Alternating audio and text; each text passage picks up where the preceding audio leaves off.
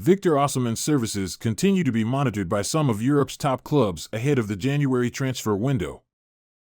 The striker remained at Napoli beyond the summer transfer window after weeks of speculation and has continued his fine form in front of goal. He has scored 6 goals in 8 Serie A appearances already. However, a series of events in Italy have meant a move in the winter or next summer looks incredibly likely. Chelsea remain in the market for a new number 9, despite signing Christopher Nkunku and Nicholas Jackson, as are Liverpool. So, with that being said, Football.London has taken a look at the latest news regarding Osimhen and his future. Napoli haven't changed their stance on Victor Osimhen ahead of the January transfer window. That's according to Fabrizio Romano, who told his YouTube channel that Chelsea may struggle to sign the forward.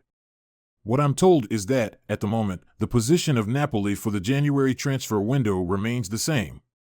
Osimhen has played down suggestions he wants to leave Napoli after his relationship with the club has become frayed. The Nigerian is said to have considered taking legal action against the Italians' champions after a video was published last month making fun of the Nigerian after a penalty miss against Bologna. However, he remained coy on a potential exit. "I am happy at Napoli," Osimhen explained in an interview on Twitch with former Italy internationals Emiliano Viviano and Mario Balotelli. "People don't know how difficult it is to play in Serie A. From a tactical and physical point of view, it's one of the most difficult leagues to play in." Chelsea's January transfer pursuit of Brentford striker Ivan Toney could be impacted by Stamford Bridge favorite Jose Mourinho. The Blues continue to be desperate for a new centre-forward this season, despite the summer arrivals of Christopher Nkunku and Nicholas Jackson. Nkunku is yet to make his competitive debut for Mauricio Pochettino's men, while Jackson has scored only 3 goals in 11 games. Toney has been identified as a possible solution to their goal-scoring problems. The Brentford star has been out of action for the first part of the season after being banned for betting on football, but he's set to return to the Premier League in the new year. Arsenal are also monitoring his situation, even more so following Gabriel Jesus' hamstring injury. With both teams keen on the striker, the battle for his signature is expected to be a highly contested one. Now, a new avenue may have opened up for Chelsea to beat their London rivals to the striker via Mourinho. The ex-Blues manager, currently at AS Roma, could sanction a deal for Tammy Abraham to Brentford that would leave the door open for Todd Boehly. According to Calciomercato, Abraham has been placed on the transfer list ahead of 2024, having not made a single appearance this season. The Englishman enjoyed a terrific first season in Italy with 27 goals in 53 games, but he has only managed 9 goals since. It's said that Brentford are keen on the striker, as are West Ham United and Aston Villa. The report does claim that Chelsea are also tracking Abraham. Should Brentford sign Abraham to replace Toney, Chelsea could have Mourinho to thank for solving their ongoing goal-scoring problem. Former Chelsea winger Pat Nevin has compared Cole Palmer to a young Kevin De Bruyne. The England under-21s international has enjoyed an impressive start to life at Stamford Bridge after completing a £40 million summer move from Manchester City. Palmer, 21, has become a regular face in Mauricio Pochettino's side in recent weeks after coming off the bench in his first 3 games. After playing a huge role in the 2-0 win over Fulham last month, Palmer scored and assisted in the 4-1 win at Burnley before adding another against Arsenal. With all the talent in Chelsea's attacking ranks, Palmer is, right now, one of the most nailed-on starters. And after deciding to leave Pep Guardiola's side in an attempt for regular minutes, the winger has been compared to one of the best players in the Premier League.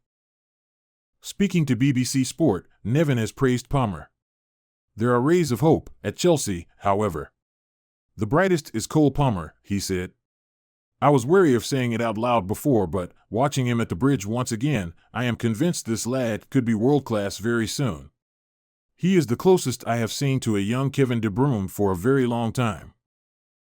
Nevin isn't the only one crediting Palmer for his start to life in London.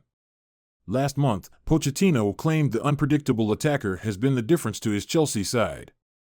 "Cole Palmer is a good link player and links with all his teammates," he said during the last international break.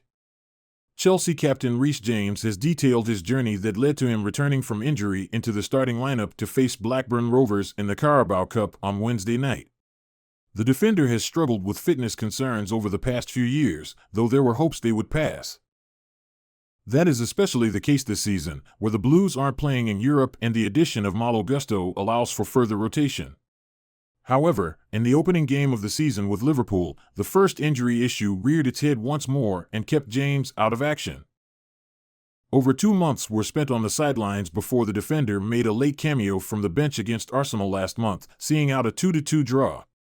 The minutes ramped up with an earlier appearance as a substitute against Brentford, signaling the care taken over managing the injury worries. Then in Wednesday's clash with Blackburn in the EFL Cup, he finally made a return to the starting lineup, taking the captain's armband once more. The right-back played just over an hour before he made way, adding more minutes under his belt while also helping the side secure passage to the quarterfinals of the competition. Taking to Instagram after the game, James had written on his story, "Long a ***, 3 months since I started, but good to get more minutes in the legs. Thanks for the continued support. On to the quarterfinals. See you on Monday night, against Tottenham." It remains to be seen how the captain will recover from his most recent match as to whether he will be in contention to face Tottenham, though the later date of Monday will no doubt help with recovery. Chelsea boss Mauricio Pochettino revealed after the game his plan to take care on the return of such a key player. He told the press the plan was to check at halftime how he feel and how he was. After 15 minutes he started to feel tired. And we were checking from the second half. He was a little bit tired and we need to be careful how we manage him. Of course, I think in that moment we decide to make that change.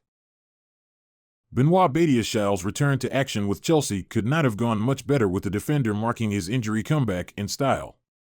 The France international picked up a hamstring issue earlier this year which resulted in him missing the final weeks of the 2022-23 campaign and the entirety of preseason under Mauricio Pochettino. Over the September international break, Badiashile had returned to partial training with Football.London reporting he was on track to face Bournemouth on September 17th. However, a setback in his recovery forced him to miss nearly another 4 weeks of action before being spotted back on the pitches at Cobham last month. 2 matchday squad appearances then followed against Arsenal and Brentford, although he did not make it onto the pitch. With the Carabao Cup clash against Blackburn Rovers to come 4 days after the defeat to the Bees, it looked a perfect opportunity to start Badiashile, and those thoughts were reflected by Pochettino. Alongside captain Reece James being handed his first start in 2 months, Badiashile was also named in the team next to international teammate Axel Disasi. While his main job is to defend, the former AS Monaco man found himself in the right place at the right time to sweep home the opener. A goal on his return will certainly make the headlines, but his defensive dominance should also be appreciated. In the first 45, he made 2 clearances and tackles with a 95% pass completion rate after touching the ball on 49 separate occasions.